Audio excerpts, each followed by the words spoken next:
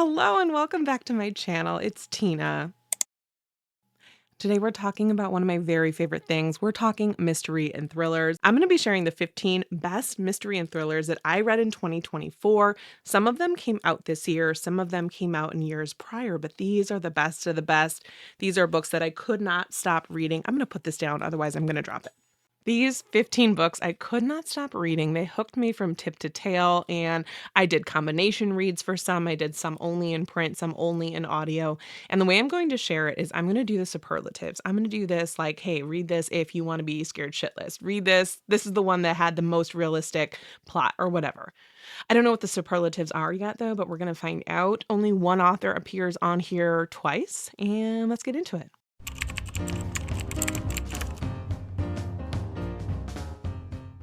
I am going to go in the order that I read them. So the first book to make this list, I read way back in January 2024. First Lie Wins by Ashley Elston, and I'm going to give this one the award for the most morally gray character. This one was a Reese Witherspoon book club pick. Obviously, also, it was a book of the month pick, and I dug this one. It is a psychological thriller about Evie Porter, and she is a woman who sort of is in a bad industry. She is a con woman. The name Evie Porter, you come to find out, is a pseudonym. You're trying to figure out, like, okay, what's her real name and why is she working in this name? And you figure out that she works for this man named Mrs. Smith. She's on a new job, and unfortunately for her, this job is going to kind of make things tough for her. It's going to make it tough for her to work in the industry that she has been in. I really enjoyed this one because I really didn't want to like her, but like oddly, I found myself rooting for her. I think this has themes of identity, love, deception, and I thought it was a really good time. I also hear that this one's going to be adapted. Next is The Best on Audio. This is One of the Good Guys by Araminta Hall, and it talks about this man named Cole. I shared this in my video for the best audiobooks of 2024, but it's about a man who's recently divorced. He moves to this coastal town in the UK seeking a fresh start, and while he's there, he meets a local artist, and the two of them sort of start this friendship with each other, completely platonic. And then two young female activists sort of travel through their town, and they are very vocal online. Something that happens with them goes viral, and he sort of becomes this pariah online. I enjoy this one very much. It's also very surprising. Like I said, this one is the best on audio because it's got sort of multi-narration, and there's excerpts from people online. There's, I think, a podcast or some sort of news story to go with it. And I just thought this one was a really good time and pretty unexpected for me. This next one wins the award for the thing that I would most not want to happen to me in real life. It is Nightwatching by Tracy Sierra. And this is a book about a mother who is in her home. It's a blizzard outside, and she is with her two young kids. All of a sudden, she's sort of in bed, and she sees somebody enter their house, and she knows it can't be her husband because he is out of town. And so it's a stranger. And so they've got this secret room in their house, and she basically takes her two kids, hides in the secret room under the stairs while somebody terrorizes them. And you come to find out who he is, why he's there. This book is absolutely fucking terrifying. It's a slow burn though, okay? So it's definitely character driven. This one's it's not an in-your-face thriller. It's more of psychological suspense, but I can't tell you how creeped out I was. The man in this one is such a villain, and I could not stop reading because I had to know what was going to happen to the children and to this woman. Also, something that I want to clear up is when we talk about mystery and thriller, I actually categorize them all as my TMS books. And one, it's fun because my initials are TMS, so I enjoy that tie-in. But what I mean by that is it's thriller, mystery, suspense. Because I maintain that the three are very different, right? A thriller is sort of this in-your-face, so packed, fast-paced, maybe less character-driven. Mystery, something's going on and you're reading with the main character to try and figure out what that is. And suspense is actually my favorite. Suspense oftentimes is a touch more literary. You typically get more character development, and these are books that just grip you and put you on the edge of your seat. So those are the three categories that I break things down with. All right, the next one is the most thought-provoking. This is The One by John Mars, and he is the author. He's the only author that appears twice on my list for this year. The One is incredible. It's about a DNA test, and a DNA test is all that it takes to find your one true partner. This is the person that you are biologically destined to be with, and so this book follows several couples that get matched and basically talks about what happens and talks through their partnership and does the DNA lie. And what's so interesting about this is you have several different couples, and some of these, there's 5 couples total. Some of them are not super happy to have been matched. Guess what? They're already married to somebody else, or they are matched with a person of the same sex and they did not know that they were gay. There's some that, are matched with people that are close to them that they did not see themselves with. Anyway, this book is so incredible. He just takes his time, and his books are sort of a bit thrillery, a bit sci-fi. I think this one falls more in the sci-fi camp, but I couldn't stop reading. I had to see how this was going to end. You just sort of have to accept the science and accept that the science is accurate because it doesn't give you an excellent explanation. Obviously, it's made up, but he drops you into this world and asks the question, what would happen? We did this one for my in-person book club, and it was really fun to unpack and ask people, would you take the test? Would you not take the test? If you wouldn't, why not? I think if I was single, I would take the test. If I was married to my current partner, I absolutely would not take the test, and I would not let him either because I don't want to know. I already know that he's my perfect match. Okay, I'm not taking a test, but you can see how this thing gets complex. Next is another one that I talked about in my best audiobooks video. I loved who the narrator is. It's January Lavoie, and I think she does such a great job. However, this book is about a woman named Lucy, who is accused of killing her best friend. Her best friend disappears and, gets murdered. She was with her that night and has no memory of what happened to them, so she gets accused of it. Of course, she hightails it out of town, and the book picks up something like 10 years later when now a podcaster is reinvigorating the cold case to try and figure out who actually killed Savannah. And this one wins the award for the most sarcastic and for the character you want to shake the most. Because I'm like, girl, stand up for yourself. I don't know how to explain it. She was snarky or sort of like, oh, you think I'm a murderer? Okay. And didn't defend herself super well, very unreliable. And I thought this one was just such a good time. Look, I actually even highlighted, which is rare for a mystery and thriller. But I thought this was a really good one. It also unpacked some interesting things about friendship, and the two had a very cool relationship. And this book flashes back to figure out what happened the night of. The ending wasn't my 5-star favorite. I knocked a star down for that, but still I thought this was a really good time. One that I absolutely love and is a 5-star favorite for me is What Happened to Nina by Dervla McTiernan. This one wins the award for the book that will infuriate you the most. Look how much I tabbed. I don't know if you can see that, but I was obsessed with this book. I was reading it on a plane. I started it in New York. It's like a 3-hour plane ride back to Chicago, and I finished it almost the entire plane ride. It is about this couple, Simon and Nina, and they go on a cross-country road trip.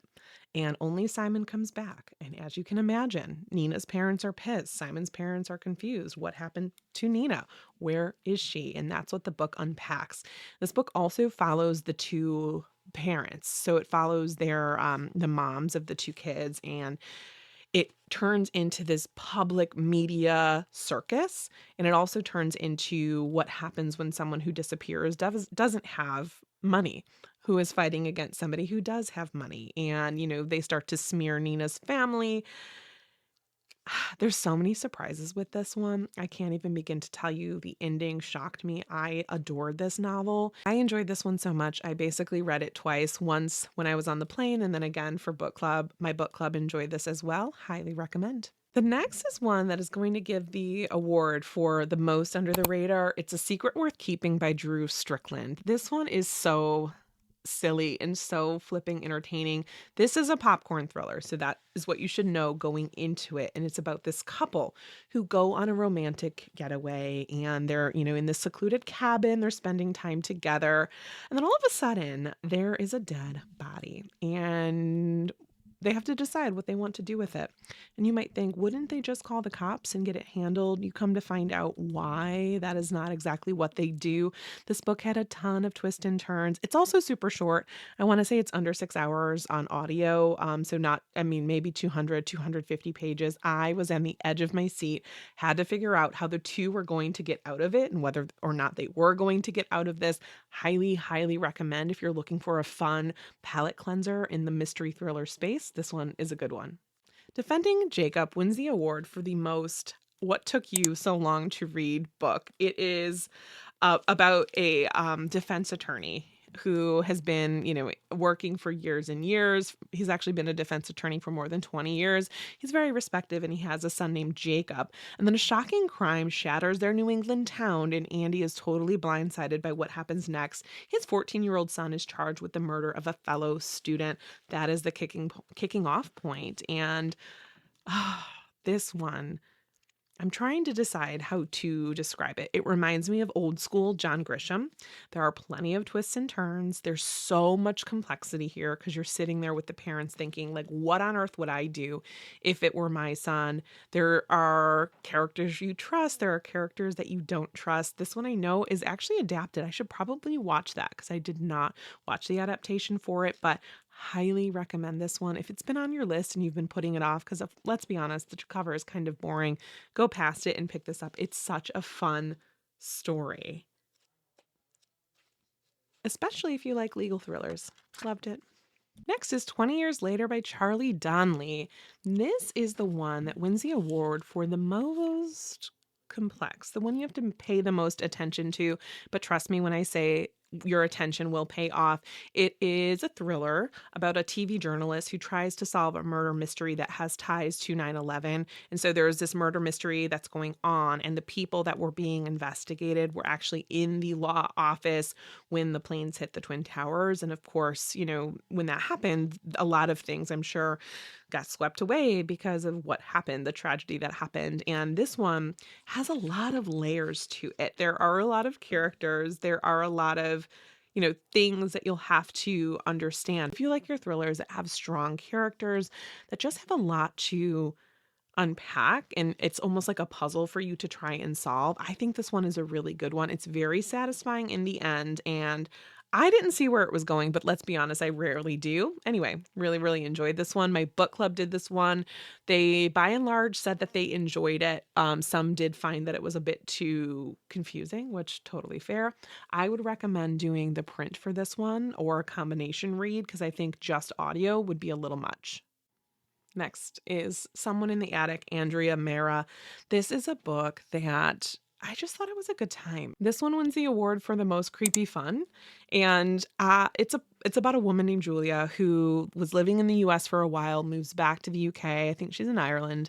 And they are moving into this new home with her daughters. She's still friendly with her ex who lives in town with them, but they are not together.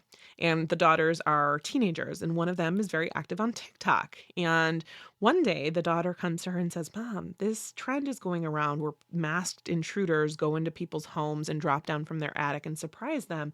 And look, this guy is at our house."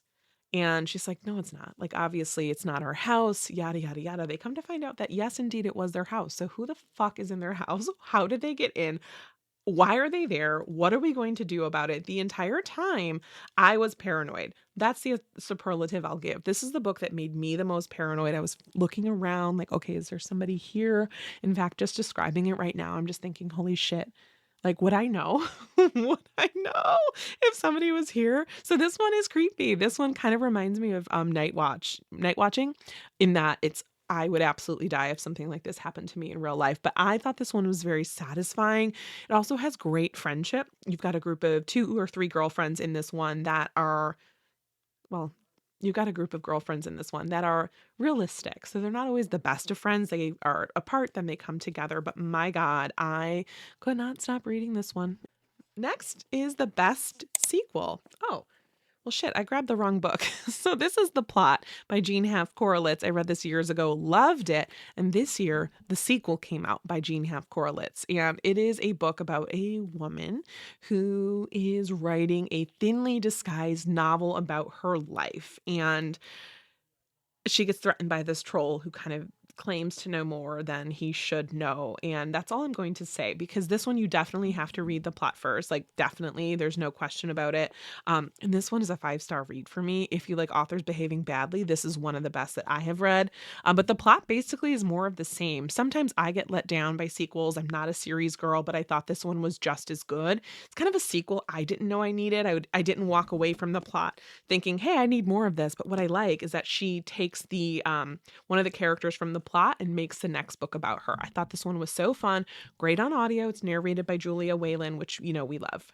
You can only have a couple left. Next is Kill for Me, Kill for You, Steve Cavanaugh. This one wins the superlative for a new take on an old classic. It is sort of loosely based on Hitchcock's Strangers on a Train, but it does something very, very different. This one is a psychological thriller, and it's one where you should pay attention. There are a lot of different characters in it. I did the audio, but I did switch back and forth between audio and print because I wanted to make sure I understood who everybody was. And it's basically about these two women who meet under, you know, circumstances I'll let you figure out. But they meet and they shouldn't know each other. They don't work together. They're sort of strangers that have this one thing in common. And so they decide, of course, as the story goes, they decide to make a killing. So if you kill the person that I want to kill, I'll do the same for you. No one will be able to tie us to it because obviously we don't know each other. And that's basically it. If it sounds like a story you've read before, trust me when I say it's not. There's so many twists and turns in this one. This one will definitely keep you guessing, will keep you on the edge of your seat, and I really enjoyed it. I think this is my only Steve Cavanaugh book that I've read. I know that he wrote the book, 13, where one of the serial killers is actually on the jury. I need to read that one because I'm just fascinated by it. But anyway, he is a really solid author, and I'm looking forward to more by him in 2025. This one wins a superlative for the most surprising. It is I'm Thinking of Ending Things by Iain Reid, and I don't think that it's in focus, but I almost debated putting this in this video because it's technically not a straight up like thriller. It's weird. How do I describe this book? It's about a couple and they're heading to the man's family home. I think it's the holidays, and they basically are in the car together, and you can tell, you know, they're headed to this man's family home. It's on a secluded farm, and you can tell there's tension. You can tell things are off with them, and they end up taking this detour, and she starts to wonder, oh my God, what's going on here?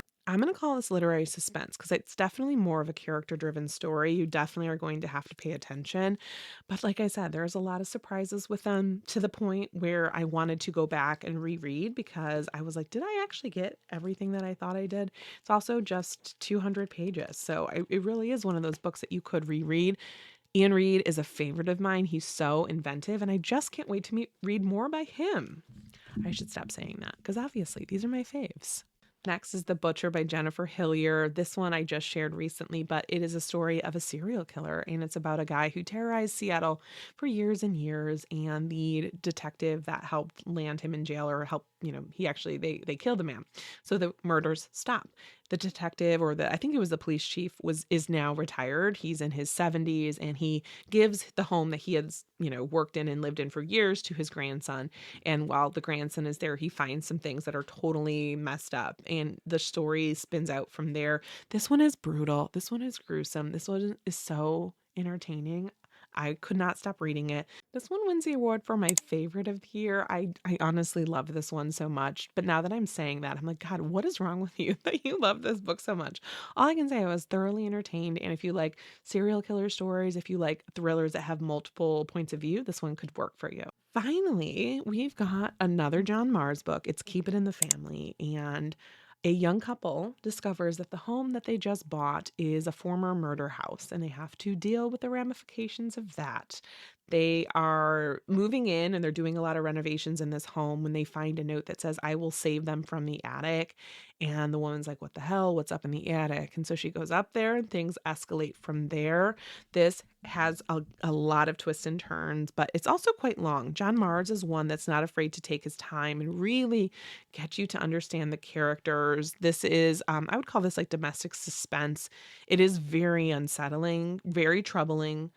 I should say this at the top. Check content warnings for all of these. I mean, mystery and thriller obviously can be very upsetting to a lot of people, but this one specifically deals with something that I think is understandably horrifying. I really enjoyed it. I thought it was complex and it held my attention really well. And there were some surprises here. He also does a lot of sort of shorter chapters with alternating points of view and really kept me entertained. This one I just finished. I also should say I did not care for any of these characters. I didn't like a single one of them, but it didn't matter because I liked the story and I was very interested in it. All right, so that's it. These are my favorite mystery and thrillers for 2024. It's been a good reading year. It's not been my best of all time reading year. I'm definitely looking forward to some more excellent books in 2025, but these are all very much worth reading. I'm looking at my ratings now. I didn't rate a single one lower than 4.25. So I definitely highly recommend all of these. And if you read one on my recommendation, please come back and let me know. But thank you so much for being here. I'll see you next time. Bye. I'm out of breath. It's heavy. Ah! This is so sad.